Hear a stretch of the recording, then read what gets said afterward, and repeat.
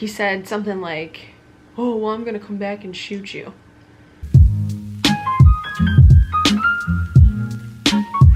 Welcome back to my channel. For today's video, I just wanted to do a police officer story time. I know a lot of you are interested in hearing about certain things that I've encountered while on duty. So that is what I'm here to talk about today. Sometimes it's just fun to hear about it. I know my family always likes to hear about these kind of things. So not too much has happened, but enough for me to talk about it. If you haven't subscribed, please make sure that you do before you leave. If you're new here, welcome. So happy to have you here. If you don't follow me on my social medias, I will leave them in the screen and also in the description box down below. And without further ado, let's talk about these stories. Okay, so the first story that I have is when I first started working nights. And there was a pursuit that happened in a city near us. It actually was going in the direction towards where we work. The vehicle finally came to a stop once the driver crashed into a fence, and it was so bizarre because the way that he crashed into the fence, the big poles that holds the fences together went through the passenger's shoulder right here and then came out the back, crashed into the fence, and it did 180. So then it was facing back out towards the street. And I just remember walking up to this vehicle and just seeing this passenger with a big pole through his shoulder. I'm like, talk about karma. I mean, even though he was the passenger, so I guess he could say that he didn't really have anything to do with it. He was running from the police because they were involved in some kind of pursuit. I'm hoping that they learned their lesson from that. That obviously is a very uncomfortable thing. So the fire department got there. They had to cut as much of the pole that they could because they obviously had to transport him to the hospital. They can't take the pole out right there. It wouldn't be safe to do. And they had to transport him to the hospital with this part of this pole hanging out of his shoulder. It was just insane. That was like the first thing that stuck out into my mind that I saw when I was first on nights. I'm like, wow, shit gets real around here. I think most of the stuff has actually happened while I was on nights. Fun times happen when it's dark outside. This encounterment that I had with a driver that I pulled over, and the reason I pulled him over was just because he had like a plate lamp out. We usually let those people go unless something else comes from it. It's just probable cause. It's really not that big of a deal. At first, he didn't stop. So then he eventually stopped down the road into a gas station, and I approached the vehicle. He starts flipping out, saying like, "Why did you pull me over? This is ridiculous. You're just being racist, yada yada yada." And I'm like, I can't even tell what race you are through the vehicle when you're driving by me. I mean, sometimes there's instances where you can actually look inside the vehicle and you could see. So I asked him for his ID and he wouldn't give it to me. So at this time, he was just being very hostile for no reason, because I always approach a vehicle the same way, with a calm, respectful manner, and he just was not about the respect. So he starts flipping out. Then I start to smell a little bit of alcohol on him, and I asked him if he's been drinking. He said it's none of my business. I mean, this guy just kept going and going and going, creating such an issue for himself. So at this point, I asked for another unit. The dogs were just driving me nuts. So I had to change into a different location. I asked him to step out of the vehicle. He wouldn't at first. I need to assess your ability to drive. And so he finally did. Finally convince him to take the preliminary breath test, which is the roadside test, which is not admissible in court. Just determines if there's any kind of alcohol on your breath. It's not documented anywhere, but we do use that for probable cause that you actually are intoxicated. Finally takes it, he blows, I think it was like a 0.07. The limit is a 0.08, as everyone is aware. He created all of these issues for himself for no reason. So I read up the tickets that I was gonna give him. And so at this time he's in his vehicle. I go back to the vehicle and knock on the window, and he wouldn't roll down the window because he was on the phone. So I stick the tickets in his windshield wiper, because I'm like, I'm not gonna stay here all day. It's out of the vehicle and starts coming towards me, yelling and screaming like a wild banshee. He said something like, oh, well, I'm gonna come back and shoot you, or something stupid like that. And I'm like, are you fucking kidding me? He clearly had such an issue with me for some reason. And then he kept calling me racist. It's, you know, nothing burns my ass more than when people call police officers racist. It pisses me off to my inner core. I don't give a F if you are green, purple, blue, orange, yellow, black, white. The way that you act is the way that I'm gonna act towards you. It gets so exhausting just listening to people say that. I had a body cam on the entire time. That kind of helps us. You just have to remain calm during those kind of situations. You have to protect yourself. You have to protect the innocent bystanders that are around you and this fool. You just want to be able to control the situation the best that you can. So that's what I did. An agency that works close with us, they actually had an arrest that stemmed from a domestic situation. And so they arrested the girl. She went over to her boyfriend's house, cracked a window with a shovel. Like, it was just a mess. And then she ended up driving drunk to the house. So she got arrested for DWI, criminal mischief, all of this stuff. In their station, they have actual holding cells. Our station does not, which is super annoying. They placed her in there. You usually don't have to handcuff them while they're in the cell unless they're acting batshit crazy.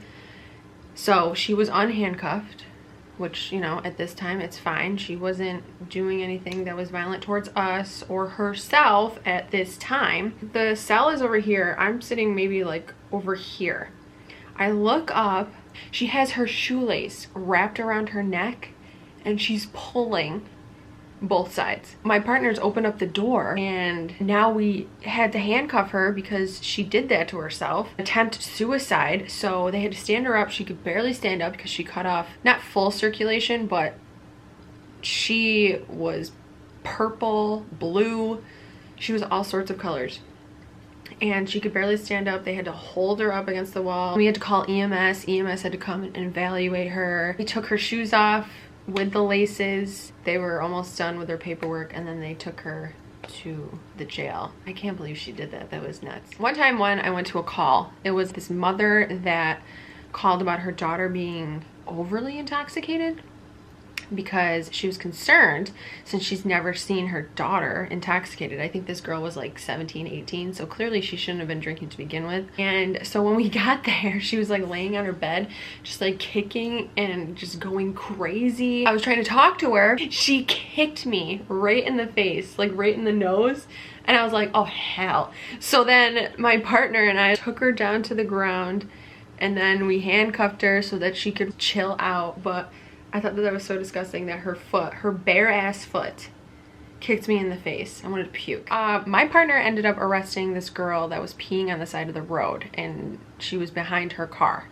But it was on a main open road, so obviously anyone could see it. He approaches her, he smells the alcohol on her, so then he calls me over, transported her back to the station. I handcuffed her to the bench. Now in my police department, which is super duper annoying, we only have a bench that we handcuff people to. She is so intoxicated, acting so violent, just being ruthless and just a terrible example of a human. Kicking, screaming, on the top of her lungs, swearing, just like acting like a nut job. I was standing in front of her. This wrist, this arm is still loose because we only have one hand that's handcuffed to this stupid bench. And she took this hand and smacked me across the face. My sergeant and I took affirmative action. Add another charge. Just baffling that people seriously do this to police officers. I will never understand it. She finally fell asleep on the bench, so then she was finally quiet because she was literally just screaming her freaking head off the entire time. It was just insanity. Okay, so now I'm going to talk about that really bad accident that I was talking about in a previous video. So we were all eating dinner. Dinner for us on nights is like 3 a.m. And we were down the road from where the accident actually was. But the troopers got there first. So it was dispatched to us. We arrive. It's at a huge intersection. So there's 4 different ways that people can drive. So it's a big intersection. And I get there, one vehicle is on fire and another vehicle, because there was 2 vehicles involved, was on its hood and the horn was going off. I remember this so vividly. It's just insane. Like the smells, it smelled like gas and just car fluid everywhere. And so fire gets there. They were there pretty quick. And we noticed that the driver of the vehicle that was on fire took off. So he's nowhere to be found because he was intoxicated and high on cocaine. We look in the vehicle that is flipped up on its hood and there's 3 occupants in there. They were all college students and fire was trying to get all 3 out, but it was apparent that all 3 occupants of that vehicle were deceased. What I saw was the girl that was in the back seat. I don't want to get like too graphic just because I don't want to freak anyone out. So she was severed in half, and that was the first time that I saw intestines. The passenger, the front passenger, he was still fully intact, but with the impact, I think he must have passed away right when that other vehicle hit them, which was the determination, I believe, after the investigation occurred. And the driver, I don't think they fully were able to pull her out at first because she was intertwined with the vehicle. Finally, we're able to locate the driver of the vehicle that was on fire because it was 110% his fault. He blew through a red light. The college students actually had the green light to go straight, and he was coming from their left, and he hit them. And to me, that is 110% the worst thing I have ever seen. To see people like that, it's very alarming. There's no way that anyone can ever prepare you for that. It stays in the back of your mind for a while. It did affect me for at least like 2 weeks. I would always like flash back to it. Don't ever be embarrassed about talking to someone about what you see on the job. We deal with a lot of crazy things. And if you ever need someone to talk to, don't hesitate to do that, because sometimes you just need to clear your mind. You need to talk to someone about it. It was definitely the worst thing I've ever seen. Now, a lot of you want to know about my pepper spray experience. It sucked. I tried to retrieve footage for when I got pepper sprayed, but I can't find it. First, they wanted us to run around the soccer field because that opens up your pores, and then came back, got sprayed. Then they wanted us to do some punching, kicking, push-ups, fight someone off of us. Like, you had to do an obstacle course once you got pepper sprayed. It was ridiculous. Once we were done with all that chotch, we went over to this big bucket full of Dawn soap because that's what helps with the oil. And we had a partner because we obviously can't see. So my partner led me over to the bucket. He put the water in my eyes, the soap. It was awful. There was just like boogers everywhere. My eyes were red. I couldn't even open my eyes for at least 20 minutes. But after that 20 minutes, I was fine. I was able to open up my eyes. I was able to walk around, talk. So it affects people differently. But luckily, after that 20 minutes, I was good to go. It freaking burns. I don't understand why anyone would ever want to get pepper sprayed on the street. And then we would shower at the college. So you always want to make sure that you tilt your head back. That was crazy. It hurt so bad. Those are the stories that I'm going to share for today. There will be more to come. I can totally keep doing these kind of videos. Thank you so much for watching this video. If you haven't subscribed, please make sure that you do. And until next time, I will talk to you guys later.